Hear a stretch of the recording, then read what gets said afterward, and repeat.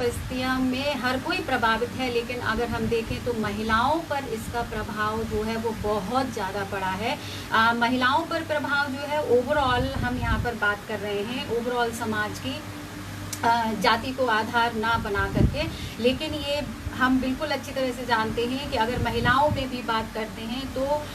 Cast perspective में जब बात करते हैं तो हाँ, श्योरली जो दलित विमेन हैं दे आर मोर वल्नरेबल। लेकिन यहाँ पर अगर हम देखें इस लॉकडाउन में तो महिलाओं में जो सबसे ज़्यादा जो प्रभावित जो हुई हैं वो महिलाएं, हम एक एक पॉइंट करके जो है वो किस तरह से उन पर इस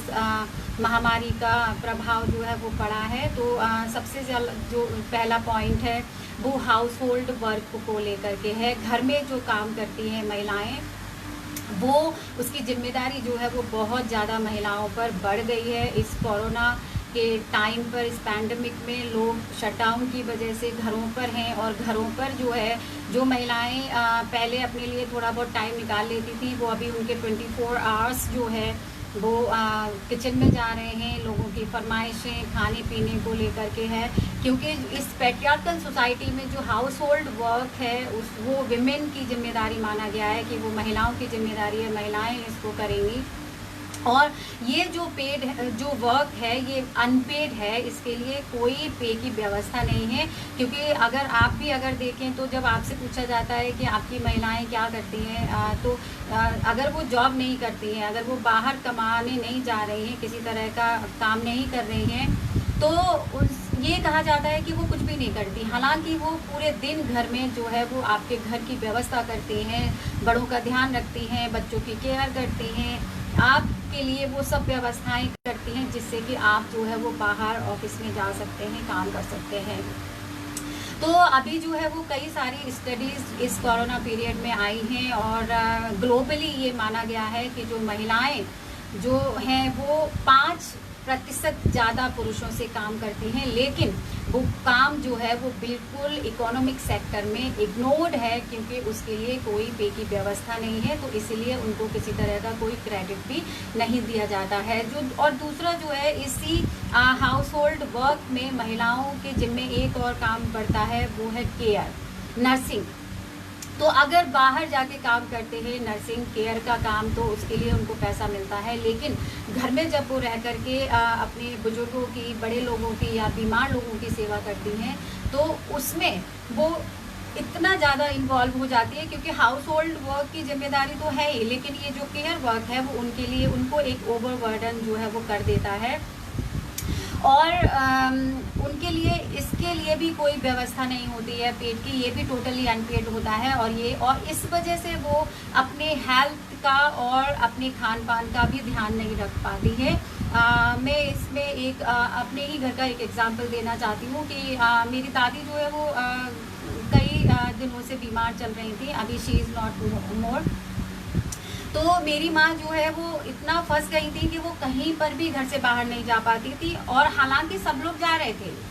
बाकी जो मेल मेंबर्स हैं, इवन दूसरे लोग भी हैं, वो बाहर जा रहे हैं, सारे काम कर रहे हैं, लेकिन उनके अंदर एक इस तरह की जो फीलिंग थी कि हाँ जो है हम नहीं जा पाएंगे, क्योंकि उनकी देखभाल करने वाला कोई नहीं है। तो इस पैंडमिक में जो महिलाएं जो केयर वर्क और हाउस होल्ड वर्क से बहुत ज़्यादा ओवरबर्डन हो गई है, और जिसका लास्टली जो इम्पेक्ट पड़ता है वो उनकी हेल्थ पर, और जो हेल्थ पर प्रभाव होने के कारण वो स्ट्रेस में आ जाती हैं। वो स्ट्रेस जो है आखिर में डिप्रेशन का रूप धारण कर लेता है, और धीरे धीरे जो है वो गुस्से में तब्दील हो जाता है।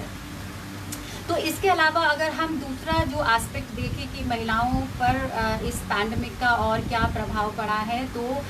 अभी जो है NCW की जो रिपोर्ट आई थी कि महिलाओं का इस पिछले 2 महीनों में महिलाओं के ऊपर डोमेस्टिक वायलेंस के जो केसेस हैं वो बहुत ज़्यादा बढ़ गए हैं। क्योंकि अगर हम फरवरी से मार्च तक के 1 महीने के आंकड़े देखते हैं, तो और जब मार्च से अप्रैल तक के आंकड़े देखते हैं, तो दे इंक्रीज्ड मोर देन 75%। तो स्वाति मालीवाल की तरफ से ये बयान भी आया था कि इस डोमेस्टिक वायलेंस को रोकने के लिए हम लगातार प्रयास कर रहे हैं। इसके लिए उन्होंने व्हाट्सएप नंबर और हेल्पलाइन नंबर को भी जारी किया था कि लोग आके शिकायत कर सकते हैं, उनके खिलाफ कार्रवाई की जाएगी जो ऐसा कर रहे हैं। लेकिन सबसे बड़ी बात ये है कि हमें ये सोचने की ज़रूरत है कि कितने परसेंट जो लोग हैं वो मोबाइल का यूज़ कर रहे हैं और इंटरनेट का इस्तेमाल कर रहे हैं। क्योंकि आप देखो कि हमारे ग्लोबली अगर हम देखें तो ओनली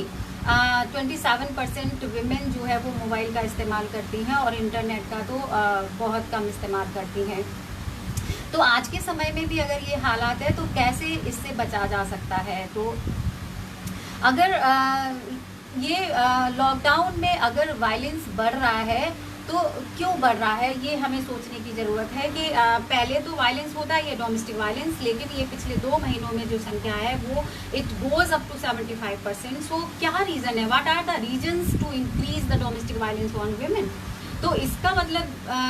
ये हम सब के सामने जो है वो बहुत बड़े सवाल खड़े करता है कि महिलाएं जो है वो क्यों डोमेस्टिक वायलेंस के शिकार हो रही हैं। इसके अलावा जो है ये जो पैट्रियार्कल जो माइंडसेट है, जो ये पितृसत्तात्मक जो समाज है, मनुवाद की जो सोच है, वो कहीं ना कहीं महिलाओं को इस समाज में अपने जो 4 दीवारी है उसके अंदर ही बांध के रखता है। उनको आउटर स्पेस जो है वो बहुत कम देता है। तो इसीलिए उनको अंदर ही अंदर वो सारी चीज़ें जो है वो सहनी पड़ती हैं। और क्योंकि जो सोशलाइजेशन जो प्रोसेस में जो उनको ये बताया गया है कि आपको जो है अपने परिवार की इज्जत को बचा के रखना है, क्योंकि आप जैसे ही बाहर चीज़ों को लेके जाएंगी तो परिवार की इज्जत चली जाएगी। सो कॉल्ड जो ऑनर और शेम का जो टैबूज क्रिएट किया गया है विमेन के लिए, वो एक बहुत बड़ा उनके सामने चैलेंज हो जाता है। इस वजह से वो सारी चीज़ों को जो है वो चुपचाप सहती रहती हैं। तो ये एक नॉर्मल सी जो बात हो जाती है कि अच्छा ठीक है, खाना नहीं बनाया तो पिटाई हो गई, अच्छा नहीं बना तो पिटाई हो गई, जो बोला था वो नहीं बनाया तो पिटाई हो गई। तो इस तरह की चीज़ें जो है वो हम अपने आसपास के वातावरण में और आसपास के माहौल में, इवन अपने घरों में भी आराम से देख सकते हैं। क्योंकि डोमेस्टिक वायलेंस का मतलब ये नहीं है कि आप फिजिकली आप किसी को टॉर्चर कर रहे हैं तभी वो डोमेस्टिक वायलेंस है। It can be the mental harassment कि आप जो है किसी को सिर्फ ये कह रहे हैं कि आपने ये अच्छा खाना नहीं बनाया, कैसा खाना बनाया है, तुम कुछ भी नहीं करती हो, बैठी रहती हो दिन भर। सो these all are also provide them the mental stress that converted into the depression, और उनकी जो हेल्थ है उस पर भी उसका बुरा प्रभाव जो है वो पड़ता है। तो ये एक ओवरऑल एक आम जो सेक्शनल जो आउटकम जो इस कोरोना पैंडेमिक में निकल के आया है वो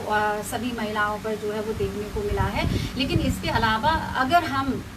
मजदूर महिलाओं की बात करते हैं कि वो अभी के समय में जो है वो they are the most vulnerable sections of this society, क्योंकि वो जो है अपने घरों की ओर निकल पड़ी है बिना किसी प्रिकॉशंस के। और ऐसी बहुत सारी प्रॉब्लम्स महिलाओं के साथ जुड़ी हुई होती हैं जो उनको जो है वो हेल्थ इमरजेंसी भी हो सकती है, उनको ट्रीटमेंट की ज़रूरत हो सकती है, मेडिकल ट्रीटमेंट की ज़रूरत हो सकती है। तो वो सब चीज़ें जो है वो अभी साइड लाइन में रख दी गई हैं, क्योंकि जैसा कि आप सभी को मालूम है कि मोस्टली जो हॉस्पिटल्स हैं वो अभी कोविड-19 के पेशेंट को प्रायोरिटी से देख रहे हैं। तो ऐसी स्थिति में जो है वो आम जो बीमारियां हैं उनको नहीं देखने के लिए प्रायोरिटी दिया जा रहा है। जैसे मान लीजिए कि अगर प्रेग्नेंट विमेन है तो उनके रेगुलर चेकअप्स के लिए उनको हॉस्पिटल जाना पड़ता है, या फिर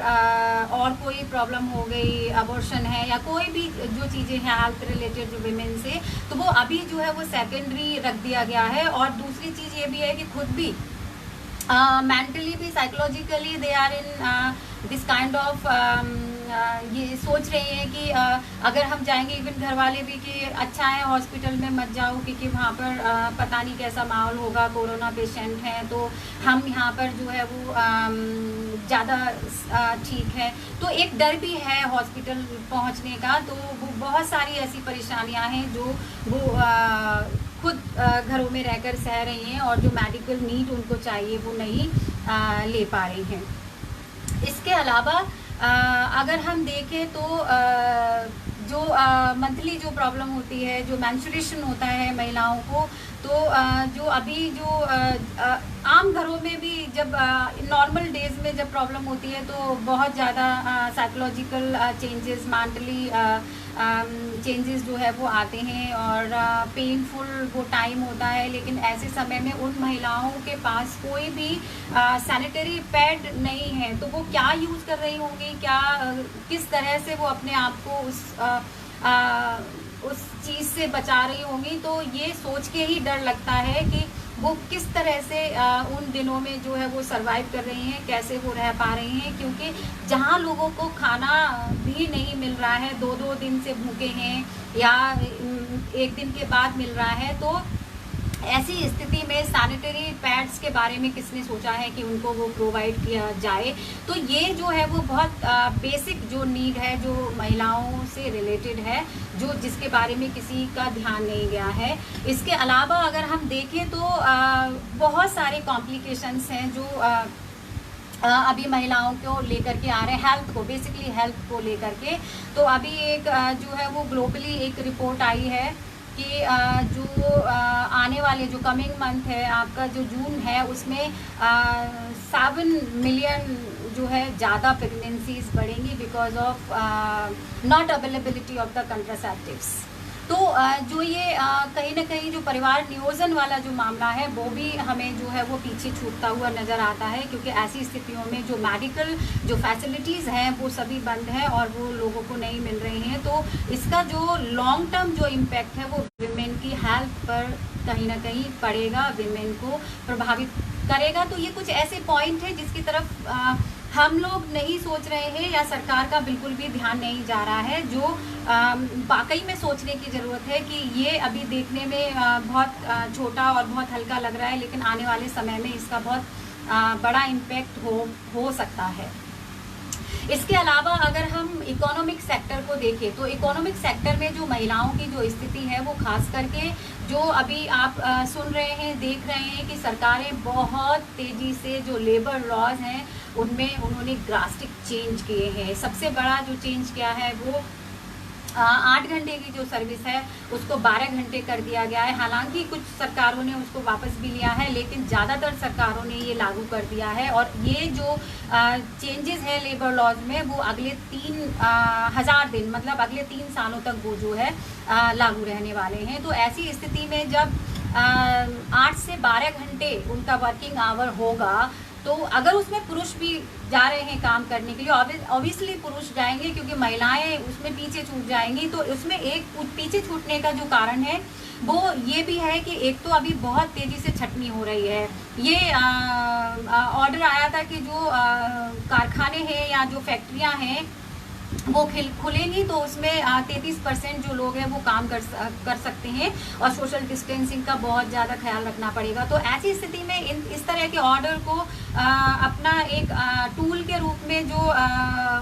कारखाने के जो मालिक हैं वो देख रहे हैं और लोगों की छटनी बड़ी तेज़ी से जारी है। तो एक तरह से कहीं ना कहीं लोगों को अनएम्प्लॉयमेंट, बेरोजगारी का सामना करना पड़ रहा है, क्योंकि 65% से ज़्यादा लोग जो है वो अनएम्प्लॉय के शिकार होंगे, अनएम्प्लॉयमेंट के शिकार होंगे, क्योंकि जब छटनी इतनी तेज़ी से हो रही है तो ऑब्वियसली जो विमेन है वो ज़्यादा इसमें अफेक्टेड होंगी, क्योंकि most of the women are in unorganised sector. जो असंगठित जो क्षेत्र है उसमें महिलाएं ज़्यादातर काम करती हैं। Globally the 81% women are involve in these sectors in informal sectors. Informal sectors वो होते हैं जिन पे ये जो लेबर लॉज होते हैं वो लागू नहीं होते हैं, क्योंकि उसमें उसकी जो कंडीशन है उसमें 30 और 60 के करीब लोग जो है वो होने चाहिए। तो उसमें ना तो उनको मैटरनिटी का कोई फ़ायदा मिलता है, ना ही उनको डिलीवरी के बाद का कोई फ़ायदा मिलता है, ना ही कंपनसेशन का अगर जॉब छूटता है तो उसका कोई फ़ायदा मिलता है, और ना ही उनमें कोई वर्किंग आवर्स जो है वो फिक्स होते हैं। तो इस तरह से तो ये जो चीज़ें हैं वो अनऑर्गेनाइज्ड सेक्टर है उसमें तो बिल्कुल भी लागू नहीं है। और क्योंकि भारत में जो महिला जो मजदूर जो काम कर रहे हैं उसमें more than 96% women are involve in these sectors. तो घर में रह करके वो काम कर रही हैं या फिर बाहर जा रही हैं, तो कभी काम मिल गया कभी नहीं मिल गया। So most of the women are involved in these kind of work like अगरबत्ती मेकिंग, बीड़ी मेकिंग, मोमबत्ती मेकिंग, पापड़ मेकिंग, कंस्ट्रक्शन वर्क, और ये सफाई वाला काम है, या फिर घर में जो डोमेस्टिक वर्कर्स हैं। तो इस तरह के जो काम है उसमें ये महिलाएं ज़्यादातर इन्वॉल्व है, और जो लॉन्ग टर्म में इनके ऊपर बहुत ज़्यादा इम्पेक्ट पड़ने वाला है, क्योंकि ये इसकी कोई गारंटी नहीं है कि इनको काम पर वापस रखा जाएगा, क्योंकि जो मजदूर जो स्किल्ड जो लेबर है वो तो कहीं ना कहीं इन्वॉल्व हो जाएगी, लोग उनको वापस ले आएंगे, लेकिन इनकी जो अनस्किल्ड जो लेबर है, खास करके विमेन, उनको वापस नहीं लिया जाएगा, और कंपनसेशन का तो कोई सवाल ही नहीं उठता है। और बाकी जो जब काम ही नहीं है तो ये बाकी लॉज का डिस्कस करने का कोई मतलब नहीं है। लेकिन अगर हम आम मजदूरों को भी बात करें, महिला पुरुष दोनों की बात करें, तो अगर मजदूरों की बात करें तो अगर वो 12 घंटे काम कर रहे हैं और 12 घंटों में हम ट्रैवल का टाइम अगर उसमें इंक्लूड कर देते हैं तो 1-2 घंटे का टाइम लगता है, तो 14 घंटे। तो 14 घंटे बाद जब वो व्यक्ति घर पहुंचेगा तो घर में उसका इन्वॉल्वमेंट क्या होगा? तो घर में जब इन्वॉल्वमेंट नहीं होगा तो क्या फीलिंग आएगी कि they are coming only for shelter and food, तो सिर्फ वो सोने आ रहे हैं और खाने आ रहे हैं, इसके अलावा घर में कोई रोल नहीं होगा। और जो ये एक कहीं ना कहीं जो घर की एक मेंटल जो कंडीशन है उसमें एक स्ट्रेस का काम करेंगे, और जो महिलाएं जो है वो ओवरबर्डन जो हो जाएंगी इससे, और जो लास्टली जो इसका रिजल्ट होगा वो अल्टीमेटली डिप्रेशन होगा, और कई सारी जो है वो हेल्थ प्रॉब्लम्स भी हो सकती हैं। इसके अलावा अगर हम देखें कि जो गवर्नमेंट ने कई सारी जो स्कीम्स अभी चलाई हैं और पहले से चल रही हैं, तो वो कहीं ना कहीं महिलाओं को कुछ मतलब आराम तो नहीं कह सकते, हाँ उनको कहीं ना कहीं सपोर्टिव जो है वो मेजर्स गवर्नमेंट के अगर हम बात माने तो उन्होंने दिया है। तो ऐसी कंडीशन में अगर हम देखें कि गवर्नमेंट ने इस तरह के अनाउंसमेंट किए हैं, हैवी अनाउंसमेंट, तो उसका जो फ़ायदा है वो किस व्यक्ति को मिल रहा है? तो एक तरफ जो गवर्नमेंट है वो जो MSME है, जो स्मॉल इंडस्ट्रीज़ हैं, कॉटेज इंडस्ट्रीज है, उनको बचाने के लिए स्टिमुलस पैकेज और बेल आउट पैकेज की घोषणा कर रही है। तो दूसरी तरफ महिलाओं के लिए वो 500 रुपये हर एक महिलाओं को मिलेंगे, और जो उनके धन जन खाते में डाले जाएंगे। तो ये बड़ी सोचने वाली बात है कि क्या 500 रुपये में किसी महिला का घर चल सकता है? क्या वो बच्चों को खाना खिला सकती है दोनों टाइम का? क्योंकि अगर बात करें तो 500 रुपये आज के समय में क्या मायने रखते हैं। और ये ठीक है, चलिए इसका कुछ फ़ायदा भी होगा, लेकिन अभी बहुत सारी जो है मीडिया में खबरें आ रही थी कि लोग जो है वो 500 रुपये लेने के लिए बैंकों के बाहर लाइनों में लगे हुए हैं, उनके खातों में पहुँचे नहीं हैं। तो वो फिर से जो है इस पैंडमिक में जो हम प्रोटेक्टिव मेजर्स जो ले रहे हैं, फिजिकल डिस्टेंसिंग की जो बात कर रहे हैं, वो कहीं ना कहीं हमें टूटते हुए नज़र आते हैं इस तरह की। इसके अलावा जो है हम एक अल्कोहल की भी बात करते हैं कि अभी सरकार ने अनाउंस किया था कि रेवेन्यू जनरेट करने के लिए शराब की दुकानें जो है वो खोल दी जाएंगी। तो अनाउंसमेंट होने के अगले दिन ही आपको अच्छी तरह से ये पता देख लिया होगा आपने कि कितनी बुरी तरीके से शराब की दुकानों के बाहर भीड़ लगी थी। तो एक तरफ जहाँ पे हम ये कह रहे हैं कि शराब जो है वो स्वास्थ्य के लिए हानिकारक है, और ऐसा मतलब अल्कोहल भी एक one of the reason to create domestic violence on women. और इसके अलावा और भी कई सारे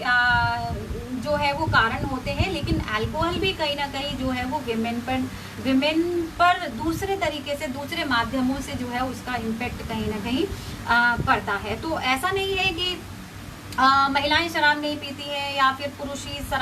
शराब पीते हैं, तो ऐसा यहाँ पर नहीं है। लेकिन फिर भी जो ज़्यादातर जो संख्या है वो पुरुषों की है। आप देख लीजिए उस दिन जो लाइन लगी थी तो उसमें कितने लोग जो है वो कौन थे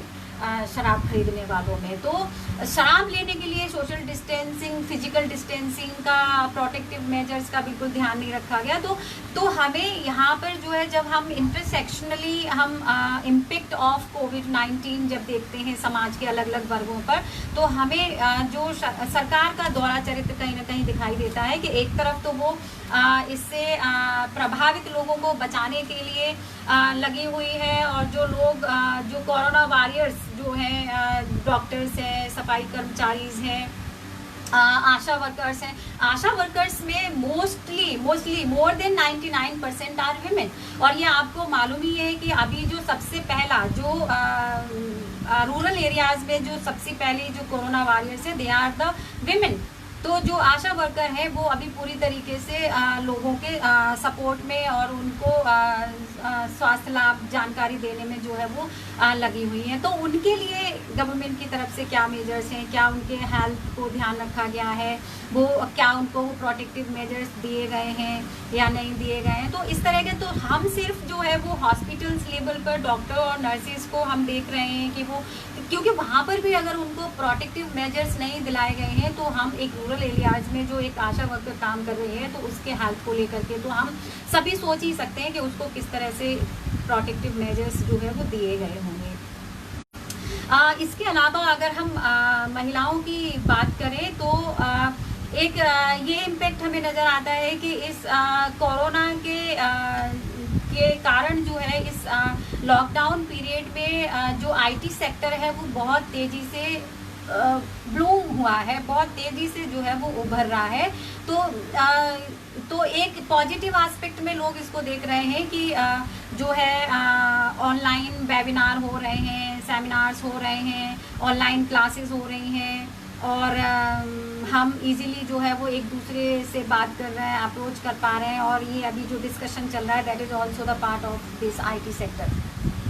तो लेकिन इसका जो इम्पेक्ट है वो किस तरह से महिलाओं को प्रभावित कर रहा है, खास करके जो हमारी लड़कियां हैं जो शिक्षा प्राप्त कर रही हैं। तो एक जो है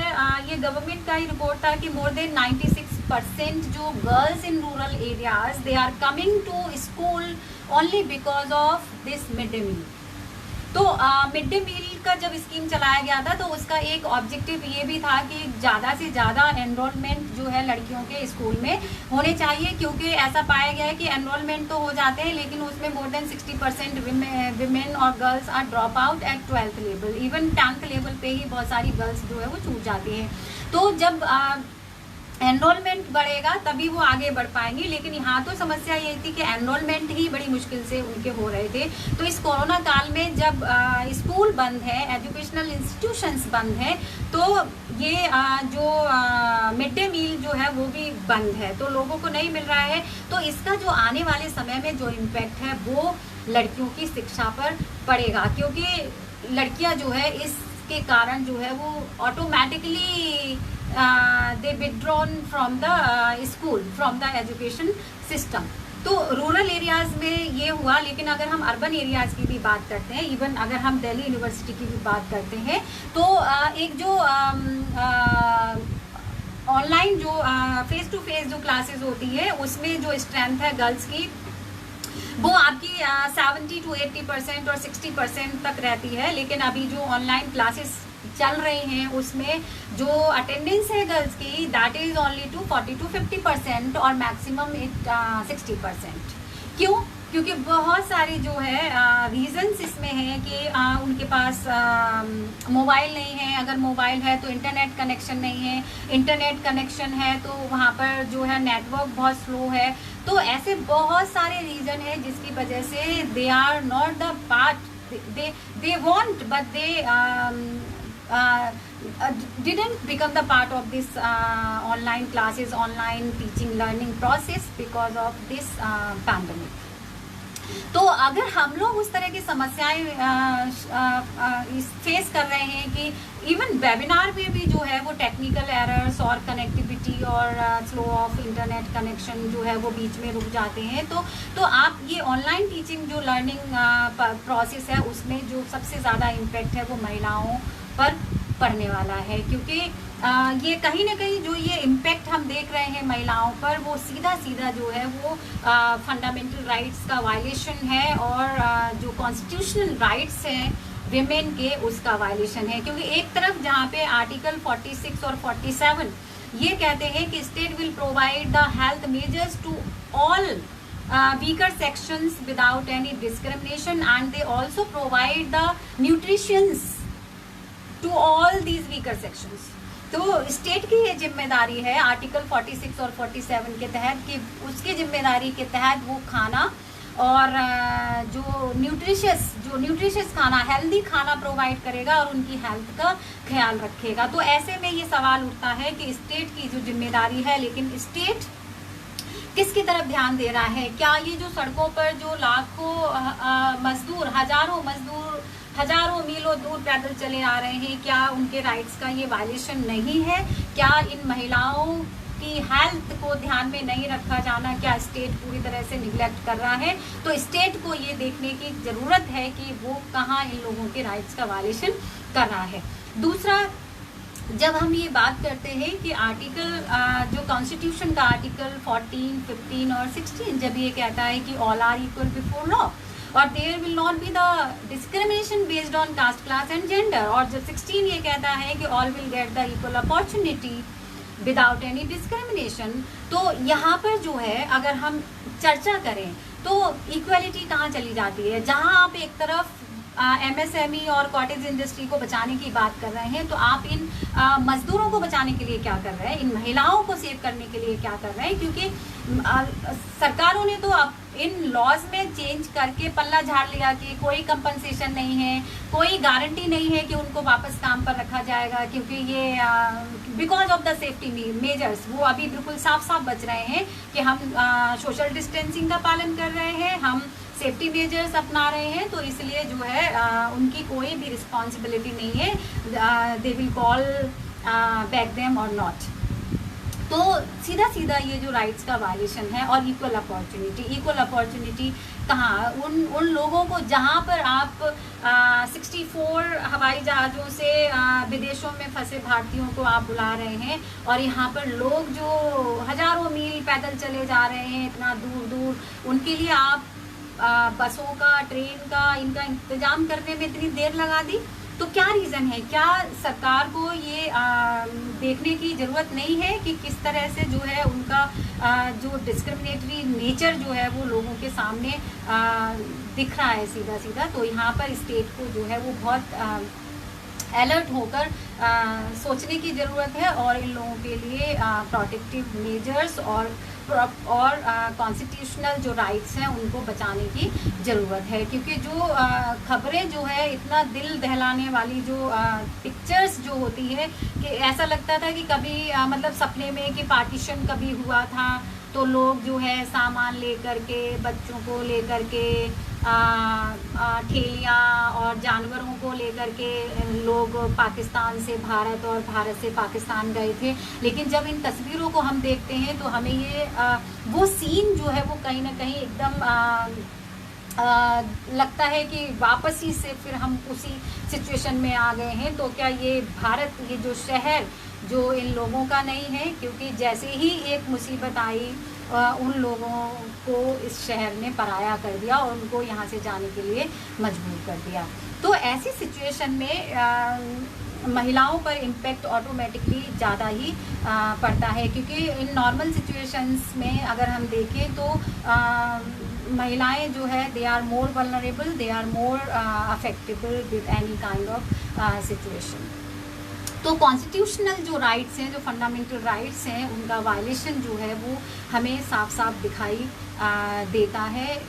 हम मीडिया पर और सोशल मीडिया पर, अखबारों में जो है वो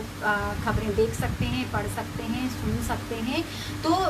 कई सारे सवाल जो है वो हमारे सामने खड़े होते हैं कि जो सरकार है वो जल्दी प्रोएक्टिवली क्यों नहीं इस तरह के सेफ्टी मेजर्स ले रही है? क्योंकि एक तरफ जहाँ पर सरकार जो है वो डिस्टेंसिंग की बात करती है, बार बार हैंड वॉश करने की बात करती है, मास्क पहनने की बात करती है, कि स्टे एट होम की बात करती है। तो स्टे एट होम जो shelter is the basic right of any individual. किसी का भी राइट है कि उसके पास एक शेल्टर हो, लेकिन इन लोगों के शेल्टर का क्या, इन लोगों का आश्रय का क्या, इन लोगों के घर का क्या जो सड़क पर आने को मजबूर है? तो सीधा जो है वो उनके फंडामेंटल राइट्स का वायलेशन जो है वो हमें दिखाई दे रहा है। तो अगर हम विमेन की जो इकोनॉमिक कंडीशन को देखें तो मोस्ट ऑफ द वर्क जो है वो उनका अनपेड होने के साथ साथ जो काम भी कर रही थी तो वो इसकी कोई गारंटी नहीं है कि उनका काम जो है वो उनको वापस मिलेगा, क्योंकि most of the women lost their job in this pandemic condition, in this corona situation. अगर हम डिस्क्रिमिनेशन की बात करें कि अगर हम इस में कास्ट एंगल को अगर हम जोड़ते हैं या रिलीजन एस्पेक्ट को हम जोड़ते हैं तो वो भी हमें जो है वो साफ साफ नज़र आता है। आपको जो है वो मरकज़ का इंसिडेंट याद ही होगा, जो बिल्कुल उसको धर्म के नाम, धर्म से जोड़ करके जो है यहाँ तक कह दिया गया हमारे मिनिस्टर के द्वारा कि ये जो कोरोना भारत में फैला है वो इन्हीं लोगों की वजह से फैला है। तो इस तरह के जो बयान जो आ रहे हैं वो मतलब they are totally silly and stupid statement from the government side. और जब प्लाज्मा थेरेपी की जब बात करते हैं कि देना है तो वही लोग जो है वो लाइन में लगते हैं। इसके अलावा अगर हम कास्ट एंगल को यहाँ पर देखते हैं तो जो कई सारे केसेस, इवन मैं रोज़ मेरे पास बहुत सारी खबरों के माध्यम से, बहुत सारे चैनल के माध्यम से लगातार जो है वो खबरें आती हैं कि आज जो है फलानी जगह पर अपर कास्ट के लोगों ने जो है उसको पीटा। एक खबर तो ये थी कि जो क्वारंटाइन सेंटर जो बने थे, जो लोग जो बाहर से जो जा रहे हैं तो उन्होंने दलित महिला के हाथ से बना हुआ खाना खाने से मना कर दिया। ये अभी कल की बात है। तो आप ये देखिए कि नॉर्मल कंडीशन में तो हम देख ही रहे थे कि बहुत सारी जो महिलाएं जो वर्कर थी जो मिड डे मील बना रही थी तो उसमें जो अपर कास्ट के जो बच्चे थे वो खाने से मना कर रहे थे, और अभी जो है जो युवकों ने खाना खाने से मना कर दिया। इसके अलावा और बहुत सारे कास्ट एंगल्स हैं, मार पिटाई है और जाति के नाम पर जो है उनके साथ बहुत तरह के जो भेदभाव हैं वो अभी हम यहाँ पर डिस्कस नहीं कर रहे हैं। तो बहुत सारी चीज़ें हैं जो महिलाओं पर जो है वो इम्पेक्ट करती हैं ज़्यादा। और कास्ट एंगल से अगर हम देखें तो पूरा जो एक दलित कम्युनिटी है, they are the target of this caste violence. तो इसमें भी विमेन के अगेंस्ट कास्ट के नाम पर जो है इतनी कुरीतियाँ और प्रथाएं मौजूद हैं इस भारतीय समाज में, जो कहीं ना कहीं महिलाओं को और ज़्यादा वल्नरेबल बनाती हैं। बहुत सारे लोगों ने सुना होगा या नहीं सुना होगा, they are many practices against the girls, specially Dalit girls, jogini and devadasi प्रथा जो अभी बहुत सारे साउदर्न स्टेट्स में अभी भी चलती है। इसके अलावा जो है वो चीरा प्रथा, खींच प्रथा, ऐसी बहुत सारी जो है वो परंपराएं हैं जो धर्म के नाम पर जो है वो महिलाओं के खिलाफ जो है वो चलाई जाती हैं। और धर्म के नाम पर इवन प्रोस्टिट्यूशन में जो है वो महिलाएं धकेल दी जाती हैं। तो ये ऐसे सुनी हुई बातें नहीं है, these are the data from the government side. Every year more than 1500 girls are offered to this devadasi system, जिसमें वो religious prostitution जो है वो उनके सामने खड़ा होता है, इसके ऑफ़र कर दी जाती है वो। तो ऐसी बहुत सारी प्रथाएं हैं जो महिलाओं के खिलाफ हैं, जो महिलाओं की जो स्थिति है उसको और ज़्यादा जो है वो वल्नरेबल बना देती है। इसके अलावा अगर हम ये देखें कि अगर हम महिलाओं की इस समय कंडीशन और डॉक्टर भीमराव अंबेडकर का विज़न उस समय महिलाओं के कॉन्टेक्स्ट में क्या था, तो डॉक्टर भीमराव अंबेडकर ने एक ऐसा संविधान हमारे सामने रखा जिसमें सभी जो है महिला पुरुष और बिना किसी वर्ग और जाति के भेदभाव के सब लोग जो है वो बराबर होंगे। तो अंबेडकर का खुद का मानना था कि जब महिलाएं संस्थाओं में पहुंचेंगी, उनको जब बराबरी का हक मिलेगा तभी कोई समाज जो है वो तरक्की कर सकता है। और बाबा साहब ने ऐसा सपना भी देखा था कि मैं ऐसे समाज की कल्पना करता हूँ जिसमें स्वतंत्रता हो, समानता हो, न्याय हो और बंधुत्व हो। तो इस तरह के समाज की कल्पना बाबा साहब ने की थी। तो और आज के समाज में वो जो फंडामेंटल जो प्रिंसिपल्स हैं कि समाज ऐसा होगा, वो हमें कहीं ना कहीं जो है वो खोते हुए नज़र आते हैं और महिलाओं की जो स्थिति है वो और इनको वल्नरेबल बनाती है। तो इस तरह से अगर महिलाओं के पॉइंट ऑफ व्यू से हम सोचें तो नो डाउट कि everyone is affected with this pandemic situation because of COVID-19, but women are more vulnerable in these conditions. They are more affected person in this society because of the patriarchal and this मनुवादी जो सोच है उसकी वजह से, मनुवादी सोच और जिसमें पुरुष को जो है वो बहुत पुरुष प्रधान सोच के साथ जो है वो दोयम दर्जे का महिलाओं को माना गया है। तो उसका एक अगर हम एक अभी एग्जाम्पल दें, आप लोगों में से बहुत लोगों ने ये सुना होगा कि बॉयज़ लॉकर रूम जो है वो एक ग्रुप लड़कों का जो बहुत चर्चा में रहा था, जिसमें ज़्यादातर जो लड़के हैं वो 14 to 18 ईयर्स के की उम्र के जो लोग हैं वो आपस में इस तरह की प्लानिंग कर रहे हैं ऑनलाइन कि they will rape their classmate girl. और मतलब किस तरह की दिस सोच, ये सोच है, ये थिंकिंग है, ये कल्चर है कि माइंडसेट इस तरह का, किस तरह इसका लोगों का माइंडसेट बन रहा है कि they are treating their classmates like that. तो this culture of rape has been evolved rapidly कि हम किस तरह की थिंकिंग जो है वो अपने बच्चों में डाल रहे हैं। तो ये जो है हमें इन इशू पर इस तरफ ध्यान देने की ज़रूरत है कि जो सोशलाइजेशन प्रोसेस में हम किस तरह की जो बातें हैं वो बच्चों में डाल रहे हैं और बच्चे किस तरफ जो है वो बढ़ रहे हैं। तो हालांकि वो ये सब जो लड़के हैं वो कोई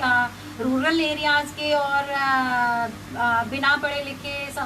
बिना समझदार लड़के नहीं है। ये सब they are all related to the prestigious schools of Delhi जो है, और बहुत रिच बिना दे आर मतलब यहाँ पर हम ये कह सकते हैं कि कास्ट और क्लास जो है वो इन सबको पीछे छोड़ती है कि किस तरह का जो कल्चर, जो संस्कृति है लोगों के बीच में जो डेवलप हो रही है, कि क्या हम उनके अंदर ये चीज़ें डाल रहे हैं जिसमें आप एक विमेन को only they treating as object. Women are only the object, they are only the they use for physically and sexually. So this kind of सोच should be stopped और हमें जो है वो इस तरफ बहुत ज़्यादा ध्यान देने की ज़रूरत है। अगर हम पॉलिटिकल कॉन्टेक्स्ट में अगर हम देखें तो पॉलिटिकल कॉन्टेक्स्ट में जो ये इशू है जो हम अभी डिस्कस कर रहे हैं इस समय, वो लाने की बहुत ज़्यादा ज़रूरत है, क्योंकि जो पर्सनल इज़ पॉलिटिकल, जो व्यक्तिगत जो चीज़ें हैं जो with in the house walls, जो चार दीवारी के अंदर जो चीज़ें होती हैं उसको बाहर आना बहुत ज़रूरी है। क्योंकि इस जो ये कंसेप्ट है चार दीवारी के अंदर जो हो रहा है वो हमारा मामला है, हमारे घर का मामला है, nobody can interfere in this. तो ये जो सोच है वो कहीं ना कहीं महिलाओं के प्रति हिंसा को और ज़्यादा बढ़ावा जो है वो देती है। तो ये लोगों में ये डर होना चाहिए, कानून का डर होना चाहिए, सोच ऐसी होनी चाहिए, और विमेन को खुद से उनकी वॉइस को जो है वो बोलना होगा, उनको आगे लाना होगा कि they are not only to bear, वो सिर्फ सहने के लिए नहीं है बल्कि वो उनको अपनी आवाज़ को बुलंद जो है वो करना पड़ेगा। तो उनको खुद से भी आगे आना पड़ेगा और हमें समाज के जो लोग हैं उनको भी आगे आना पड़ेगा। तो पॉलिटिकल कॉन्टेक्स्ट में जो गवर्नमेंट है उसको भी सोचने की ज़रूरत है, क्योंकि पॉलिटिकल कॉन्टेक्स्ट में एक सबसे बड़ा एग्जाम्पल है कि how they are neglecting the equality of women in parliament as well as in legislatures, state legislatures। 33% reservation bill जो है वो आप सभी जानते हैं कि वो इतने सालों से जो है पार्लियामेंट में पेंडिंग पड़ा हुआ है। तो ये खुद अपने आप में ये हमारे सामने हकीकत बयां करता है कि this male dominated society after the 70 years of independence is not ready to give space to the women। क्योंकि बाबा साहब ने खुद कहा था कि रिजर्वेशन जो है वो कोई प्रेस्टिजियस स्थिति नहीं है महिलाओं के लिए, that is only the tool for their empowerment. तो जो रिजर्वेशन है, जो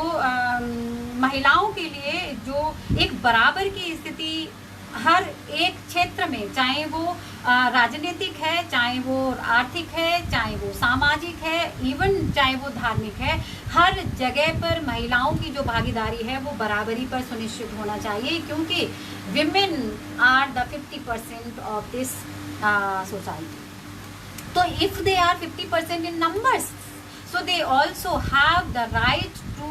share the 50% in every field of this life, चाहे वो पॉलिटिक्स हो, चाहे वो इकोनॉमी हो, चाहे वो एजुकेशनल सेक्टर हो, everywhere they have the right to get equal opportunity according to their population. So दूसरे लोगों की क्या बात करें, हम पार्लियामेंट की बात एग्जाम्पल की अगर किसी से पूछा जाए, so everybody claim that they are feminist and they are talking about the equal rights of women, लेकिन पार्लियामेंट में अगर हम देखें तो अभी किसी नेता से पूछ लिया जाए तो सब बोलेंगे हाँ वो सब सपोर्ट करते हैं विमेन के एम्पावरमेंट को, विमेन आगे आनी चाहिए और उनको बराबरी का हक है। लेकिन जब 33% रिजर्वेशन की बात करते हैं तो बहुत सारी जो चीज़ें हैं वो सामने लेके आते हैं। So this male dominated society is not ready to give the share that they have. So politically और ये तो लोकल सेक्टर, लोकल जो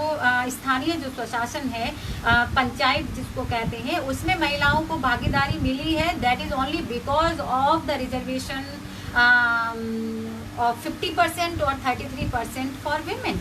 अदरवाइज तो उनको कोई स्पेस मिलता ही नहीं, क्योंकि जहाँ पर ये रिजर्वेशन, क्योंकि कुछ स्टेट में 50% है और कुछ स्टेट में 33% है, तो जहाँ पर महिलाएं इस की वजह से पॉलिटिक्स में अगर आ भी रही हैं तो बहुत सारे ऐसे एग्जाम्पल्स हमारे सामने हैं। तो जहाँ पे सीट रिजर्व हो गई है तो वहाँ पे उन लोगों को मजबूरी में खड़ा करना पड़ा है, और अगर वो आ भी गई है पॉलिटिक्स में तो उनके घर वाले, पति या फिर और दूसरे मेल मेंबर्स जो हैं वो उनकी जगह पर काम कर रहे हैं। तो इसका एक बहुत अच्छा एग्जाम्पल अभी पंचायत करके एक वेब सीरीज़ आई है, वो मैं देख रही थी, तो उसमें भी सेम यही चीज़ है कि किस तरह से महिला जो है वो प्रधान है और सारे काम जो है वो उसका पति करता है। तो इस कंडीशन में जो है एसपी और सरपंच पति और प्रधान पति जो है, इस तरह के कंसेप्ट पॉलिटिकल एरिना में जो है वो शुरू हुए। तो ये हकीकत इस तरह की है जो हम जानकर भी इनको इग्नोर करते हैं, लेकिन इसको टोटली इग्नोर नहीं किया जा सकता, क्योंकि हाँ विमेन अभी आ रही है, they are in the learning process, और आगे जाकर वो बहुत आगे जो है वो आने वाली है। क्योंकि बाबा साहब ने भी ऐसा बोला था, डॉक्टर भीमराव अम्बेडकर ने, कि महिलाएं जब किसी संस्था को होल्ड करती हैं, जब उनमें उनका वर्चस्व होता है, उनका पार्टिसिपेशन होता है, भागीदारी होती है, तो वो संस्था बहुत अच्छी तरह से काम करती है, वो संस्था बहुत तेज़ी से आगे बढ़ती है। तो वो संस्था कोई भी हो सकती है, वो शिक्षण संस्था हो सकती है, वो राजनीतिक संस्था हो सकती है, कोई भी संस्था हो सकती है। So all they need the equal participation of women in every sector. So women की कंडीशंस को हम अगर देखें तो आज के समय जो अभी जो भारत है वो एक यौवन पर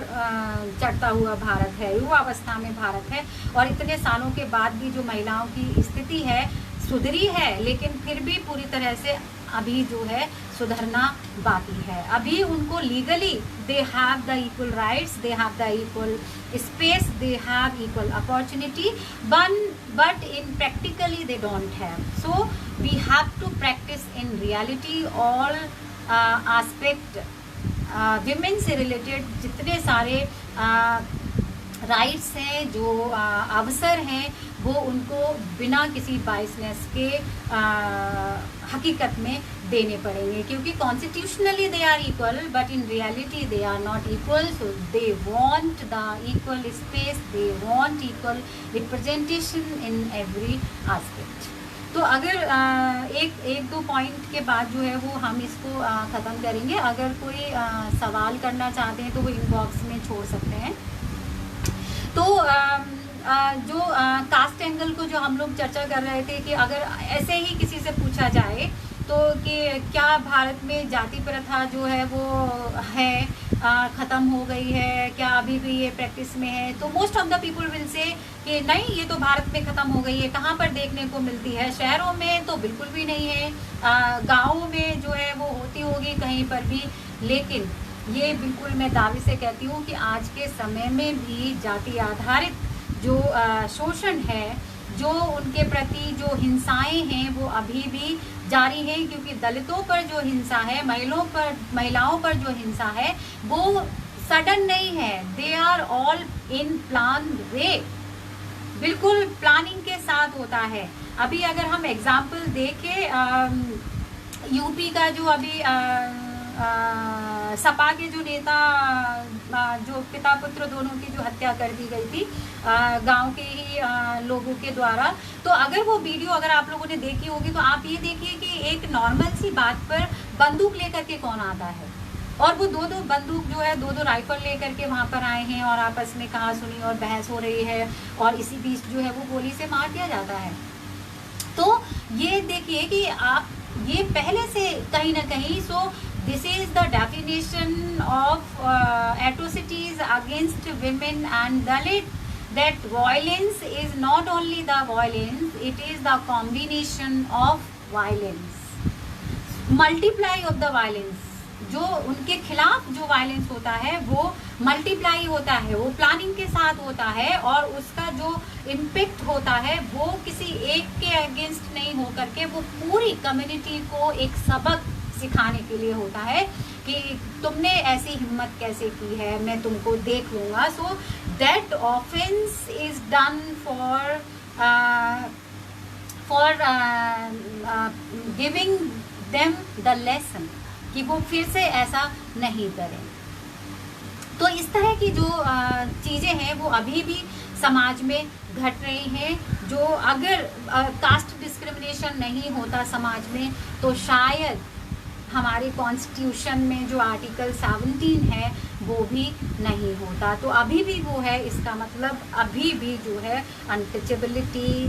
is still practised in all part of India, चाहे वो रूरल एरियाज है, चाहे वो अर्बन एरियाज है, चाहे वो पॉलिटिकल स्पेस एरिना है, चाहे वो इंस्टीट्यूशनल एजुकेशनल एरिना है, सब जगह आप जो है इस तरह की घटनाएं देख सकते हैं। हाँ, उनके जो फॉर्म्स हैं वो ज़रूर बदल गए हैं, उनके जो प्रकार हैं वो ज़रूर बदल गए हैं। अब जो है ऐसा नहीं है कि तुम यहाँ क्यों खड़े हो, यहाँ क्यों आ गए हो, तुम कैसे टच हो गए, तो इस तरह की जो चीज़ें हैं वो अभी नहीं दिखती हैं, लेकिन और रूपों में और कई नए तरीक़ों से हमें जो है इस तरह की घटनाएं लगातार जो है वो दिखाई देती रहती हैं। सोशल मीडिया पे तेज़ी से इस तरह की जो है वो हिंसाएं बढ़ गई हैं जाति के आधार पर और महिलाओं के खिलाफ। तो जो हिंसा है वो कहीं ना कहीं इस लॉकडाउन पीरियड में, this lockdown make the violence is silence. इस लॉकडाउन के पीरियड में जो वायलेंस है वो कहीं ना कहीं साइलेंस हो गया है, वो ख़त्म नहीं हुआ है, जो आसानी से बाहर नहीं निकल पा रहा है। लेकिन ये तो सोशल मीडिया का शुक्र है कि वो चीज़ें जो है वो बाहर आ रही हैं, जिस तरफ सरकार का ध्यान जो है वो जाना चाहिए। जब हम लोग इतने आराम से इन चीज़ों को देख रहे हैं, एनालिसिस कर रहे हैं, तो इनका जो ध्यान है वो क्यों नहीं इस तरफ जाता है। तो ये जो चीज़ें हैं वो कहीं ना कहीं महिलाओं की जो स्थिति है, दलितों की जो स्थिति है, उसको और ज़्यादा भयावह बनाते हैं, जिसके लिए हम सभी को as individual, as state, as organisation, as government जो है वो सबको सोचने की ज़रूरत है। क्योंकि इस कोरोना से वो अफेक्टेड हो या नहीं हो, लेकिन वो जो लोग सड़कों पर हैं, जो महिलाएं सड़कों पर हैं, जो सड़कों पर प्रसव करने को, बच्चा जनने को मजबूर हैं, जो बिना किसी हेल्थ केयर के मासिक धर्म से जूझने को मजबूर हैं, बिना किसी प्रोटेक्टिव मेजर्स के वो लगातार जो है वो चल रही हैं, तो ऐसी सिचुएशन में जो हमें आगे आने की ज़रूरत है, सरकार को आगे आने की ज़रूरत है, इन छोटे छोटे मुद्दों पर ध्यान केंद्रित करने की ज़रूरत है, बहुत गहराई से सोचने की ज़रूरत है। तो मैं अपनी बात को जो है यहीं पर ख़त्म करती हूँ। हालांकि बहुत सारी चीज़ें हैं कहने के लिए, लेकिन समय की नज़ाकत को देखते हुए जो है वो हम इस बात को यहीं पर ख़त्म करते हैं। मैंने जो है 1-2 पोएम लिखी थी अभी इस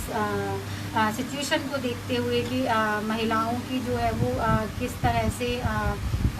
परिस्थितियाँ जो महिलाओं की हो गई हैं, मज़दूरों की हो गई हैं। तो मैं 2-3 लाइनें जो है वो आपको सुनाती हूँ कि तस्वीरें, इसका जो टाइटल है कविता का, तस्वीरें क्यों नहीं विचलित करती वो तस्वीरें, पैदल जाते पैदल चलते सड़कों पर मजदूर, नंगे पैर भूखे बिलखते बच्चे सड़कों पर, क्यों नहीं विचलित करती हृदय वो तस्वीरें, जिनको देखकर मेरा हृदय हो जाता है विचलित और ढल जाते हैं आंसू कहीं आँख के कोने से। क्यों नहीं विचलित करती वो तस्वीरें, बच्चा सड़क पर जनती तस्वीरें, उसके बाद 2 घंटे में चलती वो महिला मजदूरें। क्यों नहीं हृदय टूटता इन लोगों का, क्यों नहीं विचलित करती ये तस्वीरें इन हुक्मरानों को, क्या मर गई है इंसानियत इन हुक्मरानों की, क्यों नहीं विचलित होता हृदय इन तस्वीरों को देखकर इन हुक्मरानों का। Thank you.